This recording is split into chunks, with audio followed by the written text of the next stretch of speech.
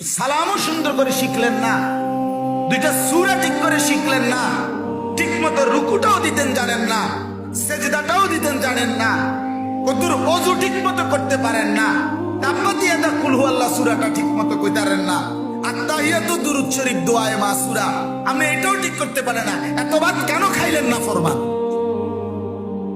মালিকের এত বড় কায়নাত, এত বড় জমিন আল্লাহর ব্যবহার করলেন কেন? লজ্জা লাগে না?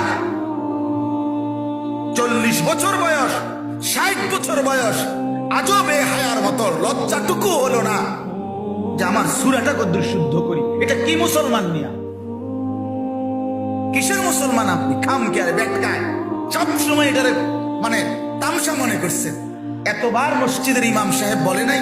আপনারা বলেন, আপনারা শোনেন নাই? সহি শুদ্ধ যদি কোরআন শরীফ না হয়, যার সূরা কেরাত অশুদ্ধ, তার নামাজ হয়? আরে বলেন না, সবাই বল।